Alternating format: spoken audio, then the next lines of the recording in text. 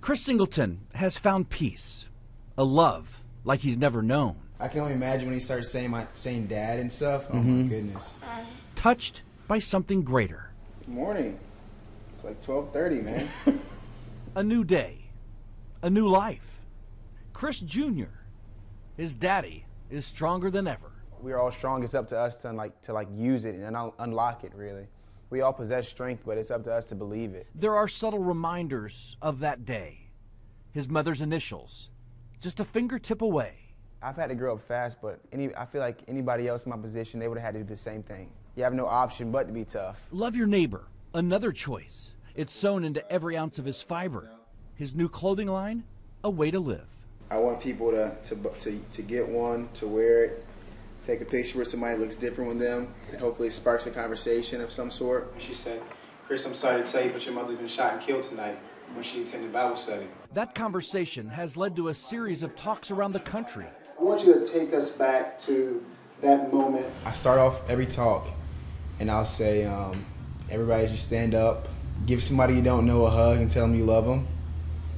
And I do it because I say that, the person that murdered my mom, he didn't know my mom at all, And I feel like if somebody would have been able to, somebody that looks like me, somebody that's a person of color would have been able to stand up and give him a hug and tell him I love you, then he probably wouldn't have been able to do what he did. Speaking to strangers at the University of Texas, one thing, but to children in the very place his mother lost her life.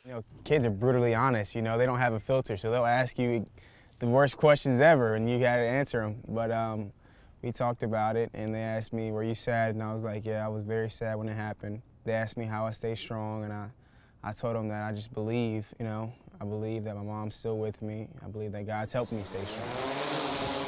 High above home plate, it's where Chris found the strength to stand and deliver. A tragedy has happened, but life's going to go on, and things will get better. A defining moment, 24 hours after the shooting. Love is always stronger than hate.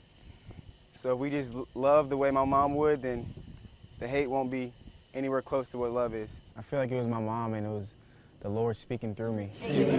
His words, now a welcome sign at the new Singleton baseball complex.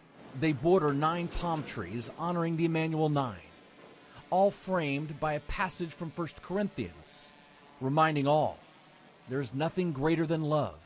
I have a personal relationship with the Lord now, but before I had a relationship, but I always treated God like he was Santa Claus. Meaning, I thought if I was a good boy, then he was going to bless me with gifts. His gift for the game of baseball, much like life, a constant work in progress. I feel the pressure. Who, me? Yeah. No. That. Not in baseball. In life. When Chris leaves this month for Arizona in spring training with the Cubs, he knows there will always be a place for him at Charleston Southern and the complex named in honor of his mother. Seeing my last name on a building, my mom's last name on a building is great. I walked inside and see the Sharon and Coleman Singleton Enrichment Center. I think that's amazing. As is the promising walk of a new life after death for a young man, a new father, and his hashtag promise, can't let moms down. You have business coaches that never owned a business or never